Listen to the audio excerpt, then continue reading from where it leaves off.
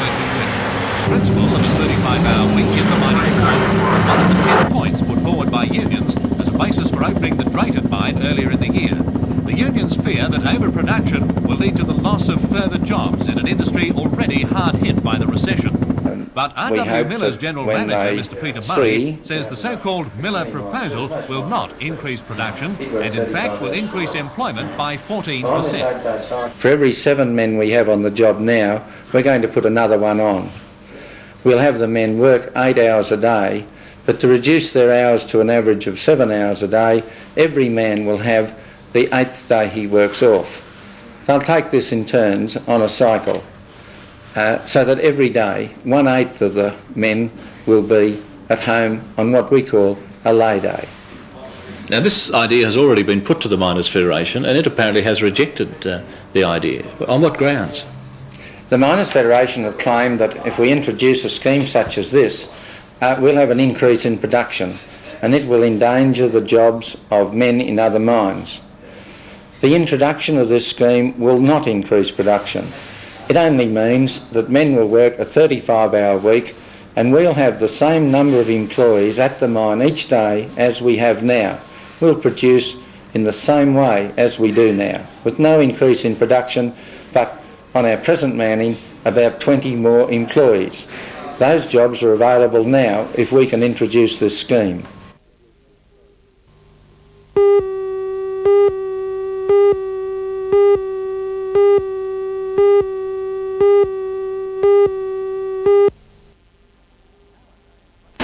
Nowadays, most wool is sold by sample with buyers able to inspect the day beforehand.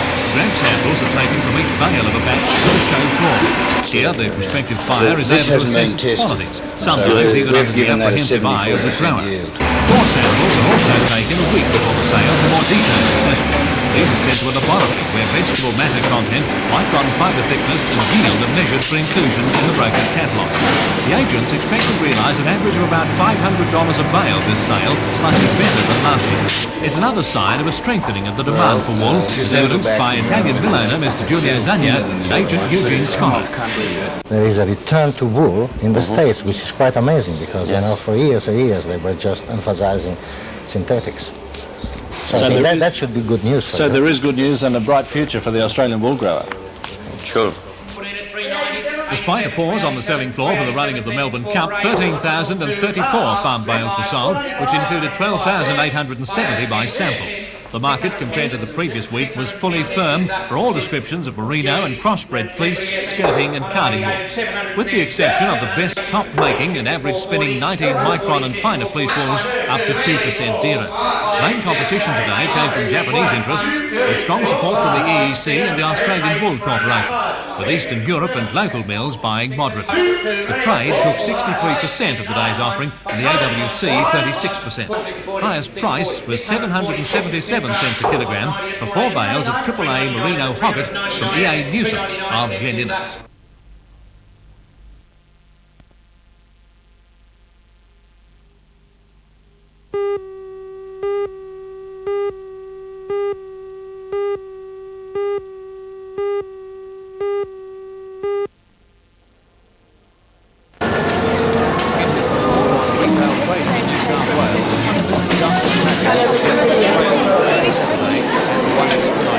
To its Newcastle weekend trading after 12 months of negotiations. The store has opened in the old Winds building in Hunters Street. The public's response operates stores in Sydney on the 3rd, 10th and 17th of December until 5 p.m.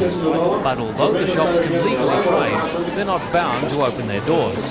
In fact, there is some reluctance by Newcastle shop owners and their employees alike to increase trading hours. The retailer will be able to work out what times of Saturday people like to shop, because I anticipate that not all shops will want to stay open till 4 o'clock on Saturday afternoon. What they'll tend to do, perhaps a lot of them will open up till 1 o'clock or 1:30. Some may stay open till 3. I think we're entering into a completely new era of shopping arrangements. As to the extra night a week, it appears that in Newcastle it will most probably be Friday night. But Justice Mackey's report covers more than just trading hours. It also suggests some major changes to working conditions for employees, as Roy Lawrence explains. we should have a 35-hour week, for example, on 35 hours pay, incidentally, but nevertheless a 35-hour week with a 7-hour day, and cutting down casuals to the minimum, as well as, of course, the fairly well-known one of trying to cut out junior casuals altogether. And the feeling of retailers in Newcastle is that they're going to give it a try? Well, it seems to be so, some of them reluctantly, because without any doubt Newcastle as a whole was against any change at all.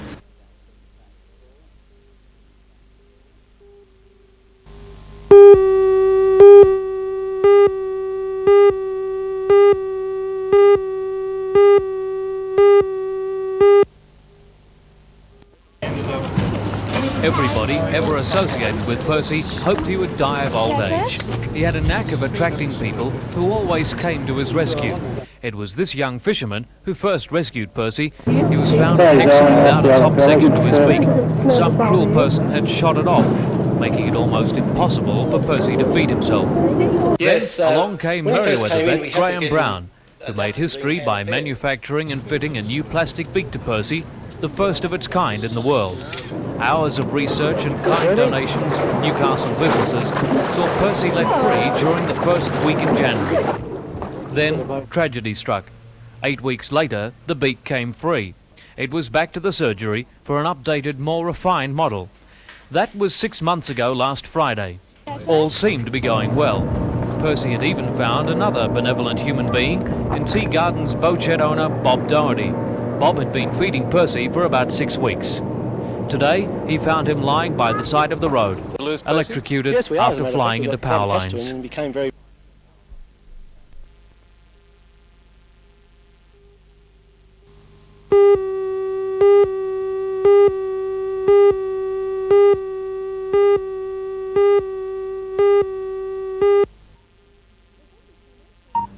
There's obviously no shortage of acting talent or inspiration at 2 till 5 Theatre.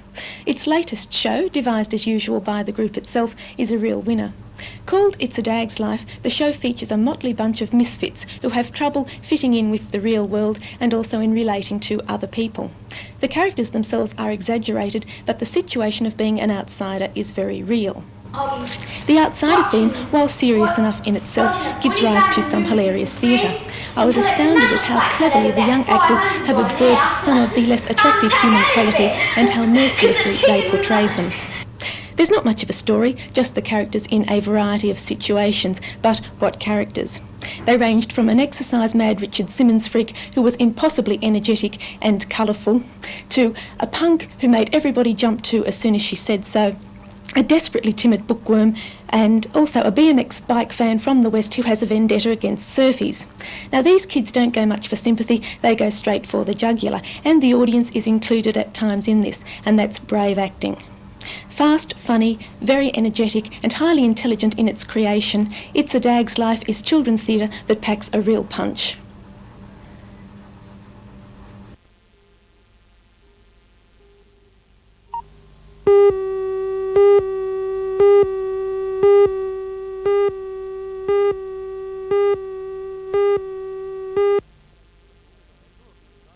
Little is a member of the United States Olympic training team. Today at Wallsends Federal Park, he and others were hoping to get a bit of practice in, but the rain stopped that. Little will be one of a number of world-class athletes competing on Sunday. Doug, the locals are expecting big things of you on Sunday. Are you fit enough to perhaps break the Australian record? Yeah, I think that's real feasible, depending on the weather and, whether or not my timing and everything's right. It's going to depend on the day. Are you a certainty for the American Olympic Games team? No one really is a certainty. That's hard to say who's certain. It really depends. Our Olympic trials boils down to one particular day, and it depends on who's up for that day, but I've qualified for the trials, and Sports Illustrated feels like I'm one of the top 5 that has a potential shot for the 3 spots. This must be your off-season in America. To ask you to come over here and break an Australian record, that makes you either very, very good or makes the demand pretty steep. Well, it is our off-season, and I came over really, I have a friend over here, Peter Hurd, and I've wanted to get over here for a couple of years, and this was an opportunity for me to get over and conduct a little business with pleasure in a sense.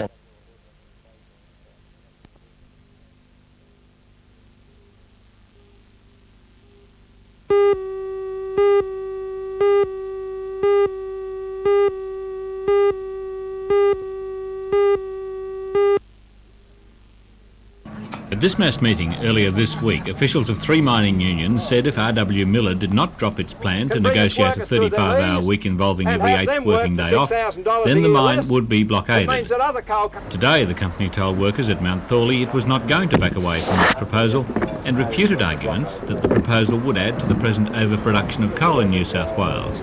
I've informed the men at the mine, where I've just come from, that they know well that by introducing this scheme, the equipment will work just as many hours as it does now, but we will employ more men to maintain those hours so that everybody works 35 hours a week. Nobody could tell me how that would increase production. So the scheme of itself does not increase production. Electrical trades union members at Mount Thorley have said they'll begin working a 9-day fortnight in protest from next Monday. But Mr Murray says if this happens, they'll be stood down. Our response to that has been this morning, and they've been informed, and all the unions now know, that should they take a unilateral decision like that and so contravene the award until they give an assurance to us that they'll work according to the award, they're in a no work, no pay situation. And in effect, they'll be stood down from Monday unless they give an assurance to the manager that they'll work according to the award.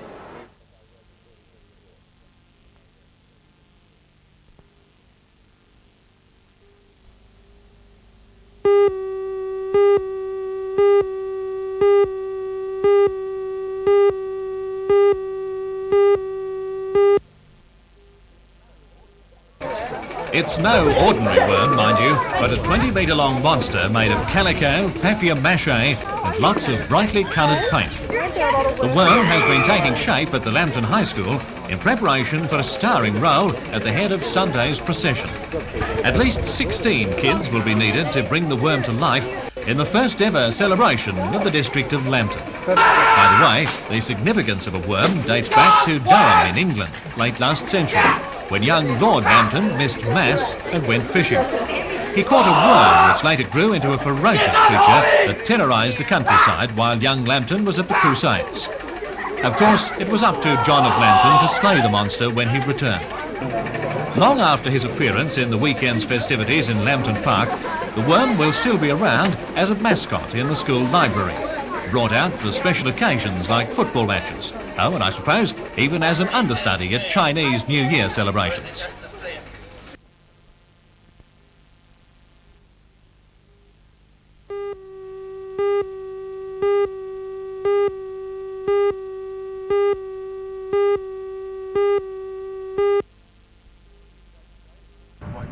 At midday today, it seemed the race was in doubt. By 12 o'clock, most of the competitors were supposed to have gathered at Stockton for scrutineering, but only 5 craft were there. Around 60 were expected. The race for the dual-hulled boats between 4.75 metres and 6.1 metres in length is scheduled to start from Stockton at 8 o'clock tomorrow morning. Organisers expected to finish at Sydney's Pier 1 between 1 and 2 p.m. tomorrow. Late today, about 20 boats had arrived, with others reportedly on their way, making it possible for the race to be declared officially on.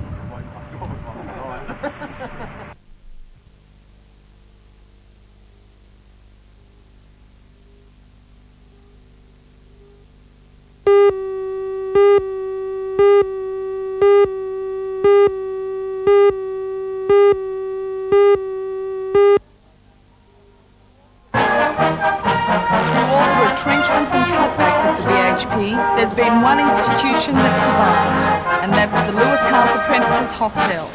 Jointly funded by the BHP and Mayfield Baptist Church, the hostel was opened by the then General Manager, Essington Lewis, in 1958. Together with the current GM at Newcastle, Mr Jack Wisby, was the chairman of the BHP, Sir James McNeill, to help celebrate the hostel's 25th birthday. Sir James says it's vitally important to cut costs so that the Australian steel industry can compete with overseas producers and remain economically viable. But he says there aren't any plans for major cutbacks at BHP's Newcastle plant. I don't think that we're likely to see any significant reductions or any major cuts. We may have to shed a few more people, but over time, with natural wastage, really that will depend upon 2 things: on the market, and we can't control that, and how good we are at getting our costs down so that we can compete with the people overseas that have lower cost structures than we do. Are you optimistic for the future? I'm as optimistic as one can be about anything in an unforeseeable future. I think it's fair enough for the people in Newcastle to say, let's help BHP do what it's doing so that this steel industry will last for another 100 years.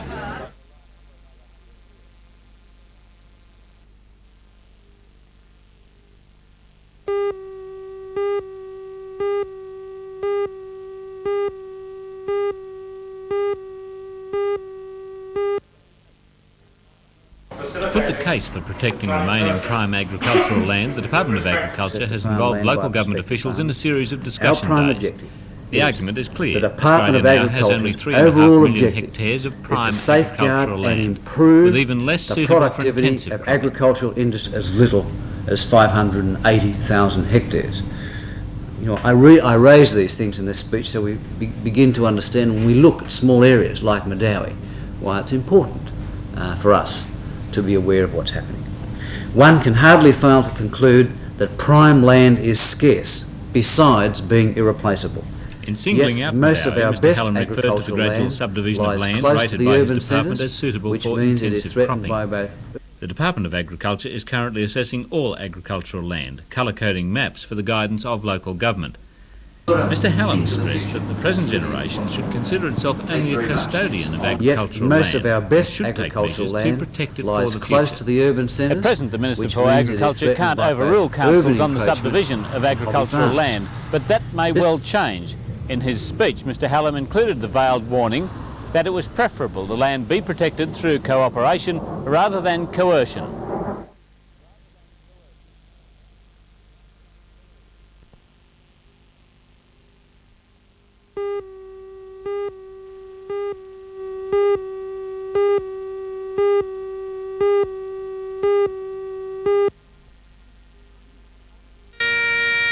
Ambulance officers from all over the region formed a guard of honour at the funeral of Officer Kenneth Reid today.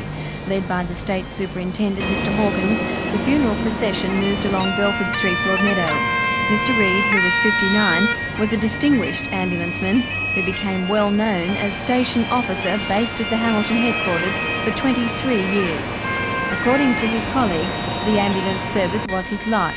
Mr Reid has also been associated with the St John's Ambulance Brigade for 40 years, both here and in England. Members of the St John's Brigade took part in the procession, and they were joined by a number of firemen. Mr Reid is survived by his wife Beryl and 4 children.